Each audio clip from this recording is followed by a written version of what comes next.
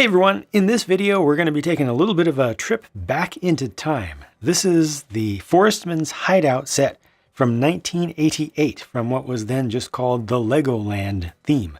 A little while ago I asked everyone in my Patreon program as just a little extra perk to help pick a vintage set for me to review. We started from a very, very high level and then drilled down to a specific set. This is not the set that they picked in the end. They picked King Leo's castle, but I'll get to that separately. However, along the way, the Forestmen theme in general, or sub-theme, got so much love that I decided I would need to pick at least one representative from it as well. So here it is. This set came with a mere 201 pieces.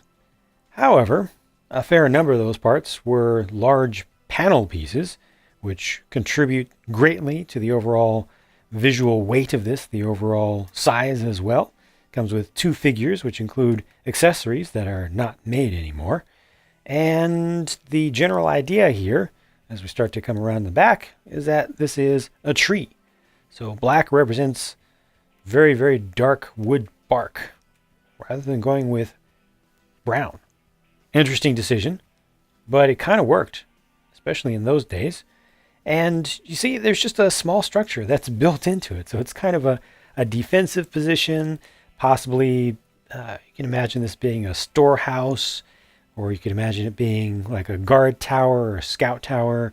You can imagine it having just a little bit in the way of housing amenities, though there's none of that actually properly built up. It's very charming around the front, not so much around the back, just leaving you with your imagination, basically, to bring this to life, to give it purpose, to have interaction between your minifigures and the structures here. But there is also the ability to transform the entire thing, because it has a hinge, so you can close it up. And you can imagine that the real form of this is just this. It's just a tree. So it's a single tree rather than a small stand of them. This makes even more sense and looks much better, at least from multiple angles. You could choose in that sense. These parts go together very nicely. You have different spots around the branches and some little landings where you can put some figures. You got the vines that hang down that you can imagine figures just swinging from.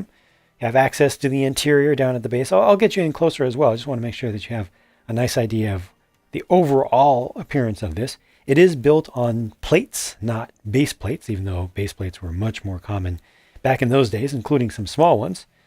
And this has no stickers. A lot of people would appreciate that. These days, anything that looks like a decoration is indeed a print.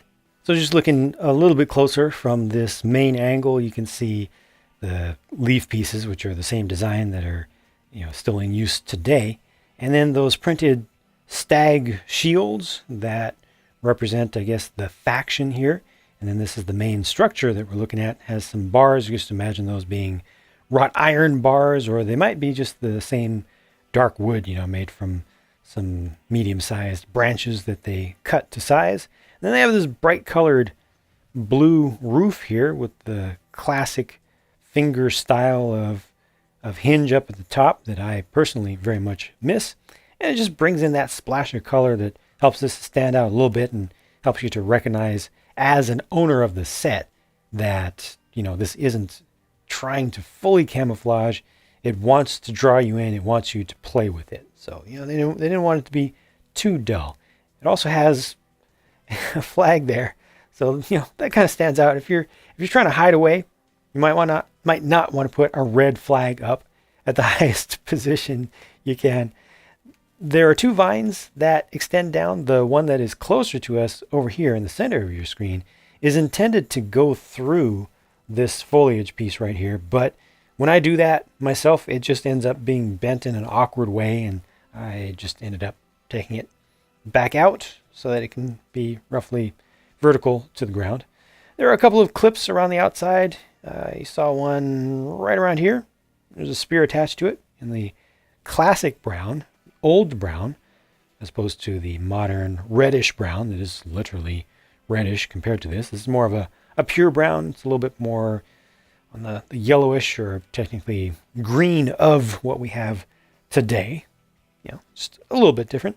2 trees, so one small conifer, one medium-sized conifer. I think technically they're called medium and large, respectively. And then there's the entrance just behind. So this is actually a good placement, even though this is just right at the corner here.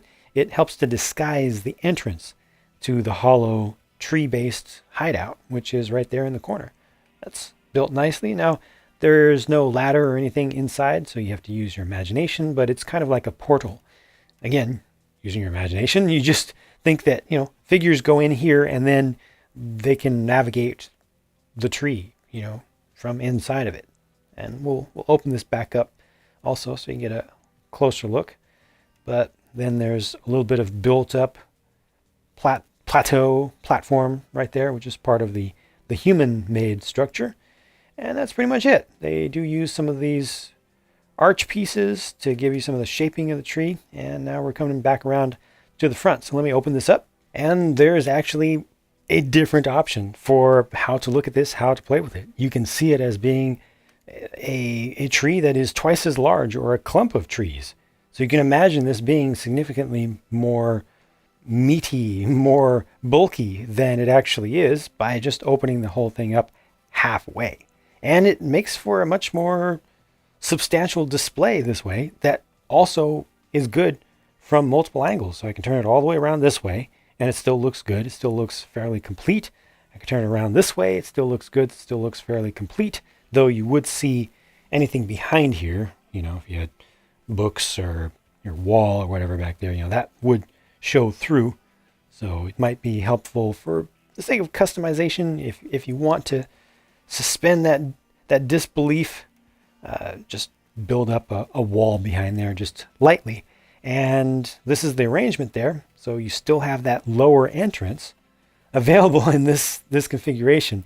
Again, there's nothing to get you up to the upper levels here. So that is one thing that probably was missing from the interior. Not that there was much space to actually build in there because of those corner panel pieces, which have a fair number of connection points on their tops and bottoms. You see they're fairly deep. So that did take away from some of the possibilities for building in between them. You have just a single stud width of gap right there, for example. And then just back up to this outlook little area. We've got one more clip on the wall, and there's an old dark gray colored sword. And that's just it. You can put a figure over on this side. I mean, there's nothing to see there. It's just almost like a black void. But there are no studs at the base there. You can also put one just barely down at the lower level. And that's pretty much it. Speaking of figures, let's take a look at them. They very much appear to be inspired by Robin Hood and the gang. I don't know if there were any official backstories for what the individual characters represented, or what they did, who they were. Oftentimes the designers would have their own ideas and their own little stories that they would carry along, just like they did for the different colors of classic space astronauts. But in this case, I'm not aware of any such thing. Some of the parts are chewed up a little bit, beaten up a little bit. A little bit of dust is still embedded in there. Obviously, no alternate face back in those days. No print on the back of the torsos either. But at least, again, they do have different torso prints. So it gives you some variety. And you also get the variety with the different colors of arms. And I especially cherish this yellow feather piece. And the hats themselves are pretty nice as well. I think even to this day, I feel like if they still had that mold available, I doubt they do, but I feel like they could still make these. They wouldn't need to redo them to update them if they were to do, for instance, a brand new Neo Forestmen sort of theme. Also notice the smiles and the eyes on these. They're just a little bit different than even the modern classic styled basic smiley faces. The thickness is just a little bit different of the lines, and I don't know if the spacing is different, but I think it's just the lines themselves, and they're very, very crisp, like they're well done. The faces are. The torsos are not bad for their day, but the faces are just, they're different. Also, the heads were a little bit more squarish, I believe, back in those days than they are today. I'm trying to get the head off there. Yeah, they just have a different look and a different feel to them compared to even the classic styled figures of today that should, for all intents and purposes, be identical, but they're not. Also, these had solid studs on the tops of their heads. Look at that. A couple final accessories here. Archers were very important to this theme, so they needed to keep their skills up, so they needed to practice, and that's why they included a target for them. And that's an absolutely perfect target. It just has a printed 2x2, tile, round tile, and a couple of the classic style of hinge pieces in just 1x2 modified plate form. And then this barrel over here is in the original brown once again, and inside of it you would just find a couple of yellow studs. Unfortunately, my set came without the original yellow studs, so I tried to replace them with the oldest ones I could find in my own personal collection, but studs have not changed that much since then. I don't have the original box for this set, so I thought I'd share at least what I do have from it that's original. This is the instruction sheet in its entirety. The box, I believe, would have looked basically like that right there. Just cut off something like that, showing you exactly what you get inside. And it also would have had the part count. But just looking at a classic instruction sheet from those days, at least, they were simpler than they are today, with fewer steps indicated. There were more things that you would have to do per step, which was fine. This one actually, at this time, was giving you more indication than older stuff did. They show a darker black, for instance, to represent the parts that you put on in this step or this group of steps. So that was a nice kindness. They also changed the outlines. I believe all of these were hand drawn back in those days as well. Just all the straight lines are done with rulers, So that's just a cool little bit of the old craft. All illustrations used to be drawn by hand.